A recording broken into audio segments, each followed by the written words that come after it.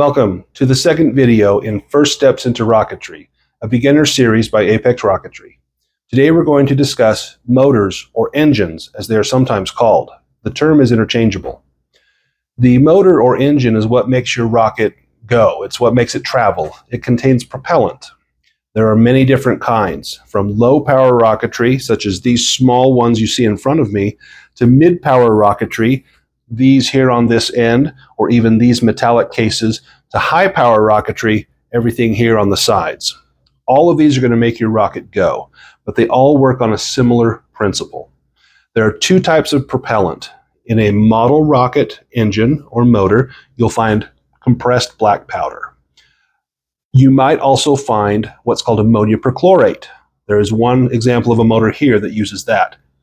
In mid-power rockets, you will find black powder or ammonia perchlorate. In high-power rockets, it is exclusively ammonia perchlorate. They burn differently. You don't really need to understand how they burn in order to enjoy rocketry, but the science is very interesting. For a black powder rocket, the flame starts at the end and travels up the body of the engine, from bottom to top. In an AP, or ammonia perchlorate motor, the fuel actually starts in the very center and burns outward from the center towards the external diameter of the motor. It burns along the entire length from inside to out. When you go to purchase motors, there's going to be different letters and numbers, and we're going to break down what you need to know. We've got rockets here that run from an A3 in the 13 millimeter diameter up to a K550. Now the A3, this is a great park flyer. This K550, you actually need a waiver from the FAA in the United States, as well as level 2 certification through one of two certifying bodies in order to fly this rocket. This engine, this motor will take your rocket over a mile easily. This will take your rocket several hundred feet. Much easier to recover. Also much less expensive. A K550 motor such as this, you're going to need a metal case. You're going to need the fuel. You're looking about $250. And every time you launch that motor, you've just spent about 200 of that. The metal casing can be cleaned and reused, but the fuel is gone. With these smaller motors, you're looking a few dollars per flight. And once the engine is spent, you simply throw it away. Now, every motor has a different letter classification. So I mentioned from A to K. If we focus on the mid-power and lower engines, we're going to see typically from A to E. Now, an A motor is going to have roughly 1.25 Newton seconds of thrust. Now, what is a Newton? A Newton is the force required to push a 1 kilogram object 1 meter per second. So you picture a weight that weighs 1 kilogram moving 1 meter every second. That's the amount of force that is a Newton second.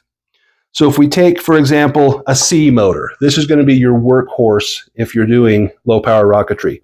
This C motor has 10 Newton seconds. So in 1 second, it could push basically 10 newtons worth of force. After the C, we see a number, a 6. This number represents the average thrust. The easiest way to understand this is that the higher the number, the faster the motor's going to burn. So if we take a C, which is 10 Newton seconds, and we divide it by 6, we get about 1.66. That means that this fuel will burn in 1.66 seconds. The last number is a 5.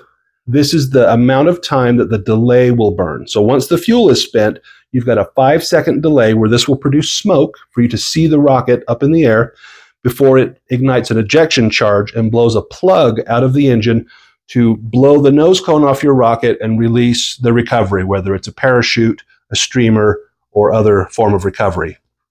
All the motors work upon the same principle from the A up to the K.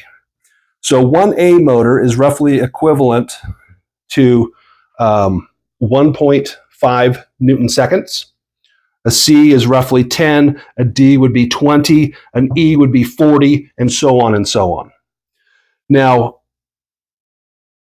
not all of your rockets will take this size motor. This is an 18 millimeter motor. This is a 13 millimeter motor. You want to ensure that the motor fits safely inside of your rocket. There should be no wiggle room. It should be a snug fit. And in a moment, I'm going to show you various ways that you retain the motor so that when the ejection charge goes off, it doesn't simply fly out of your rocket, but that it stays there in order to push the parachute out. But how do you ignite this? You don't hold a match, you don't use a fuse, you use what's called an igniter. And there are several different igniters. If you buy Estes motors, they will come with a small igniter such as this. It's basically a single wire with a small element between the two. It's dipped in a little bit of pyrogen, or a chemical that will burn. When you run electricity through this, that small wire will glow hot, ignite the pyrogen, and that's enough heat to ignite the black powder. If you're using something like ammonia perchlorate, such as this motor here, or one of these larger AP motors, you need a different igniter, such as the Estes Pro Series 2 igniters, or Aerotech also has igniters that work along the same principle. This is a much longer igniter, but it is still two wires with a tip that's dipped in pyrogen. Once you insert the igniter into the motor, you need to fix it so it doesn't fall out. There are two ways to do this. If you buy an Estes motor, it comes with a plug. You simply remove the sparring from the plug. So you have just the small plug here that will fit into the nozzle. You put the igniter into the nozzle and then push the plug in to hold it in place. Alternatively, you can use masking tape. Masking tape will burn, it will release the igniter. You do not want to use electrical tape or Scotch tape. Be sure that you're using the right materials to affix this. If you buy Estes motors, use the Estes plug. Once you've chosen a motor, you've got it inserted into the rocket, do not insert the igniter until you are at the launch pad. Once you insert the igniter, you may attach the clips, which we will cover in the next video, that attach to the launch controller that will send your motor, will ignite your motor and send your rocket up into the air. Now let's take a quick look at motor retention. So now it's time to put the engine into your rocket. Now which engine you buy depends on the rocket. And when you purchase a rocket, somewhere on the label it will have recommended engines. For the Estes Athena, it says you can use an A83, a B44, a B64, or C65. They will also show on the front what they recommend for a flight. This says on a C65, it'll go 1,125 feet. They also have an engine recommendation here. So choose one of those, understanding that the larger the letter, the more Newton force there is in there, the higher it will go. So there are three types of retention. When you take your engine, you may have what's called a motor hook or an engine hook, simply a metal hook. You slide the motor or the engine into the rocket, and it will stop. And the hook prevents it from backing out. You may also have a retaining ring, such as on the Estes Amazon. This will unscrew. The motor or engine is inserted into the rocket. The retainer ring is put back in place. It is screwed in place, and now that will prevent the engine from coming out. The last kind is what's called a friction fit. There is no hook, there is no retainer on this, simply the tube. There's two ways to do this. You can put the motor or engine in place and then take masking tape and just put a strip of tape around, attaching both the engine and the rocket's body tube. This will hold it in place. Alternatively, you can wrap a small piece of masking tape around the body of the motor or the engine, and when you insert it, it will be a very snug fit, but snug enough that it will not back out when the ejection charge goes off.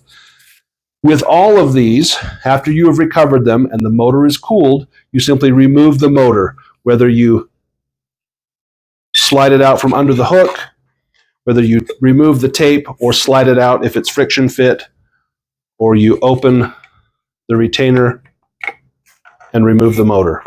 These are all disposable. You can simply put another motor into its place, repack the parachute, put in the recovery wadding, and launch it again.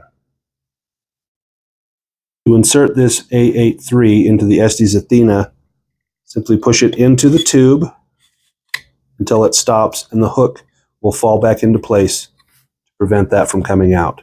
After the flight, simply push the hook with your finger and slide it out.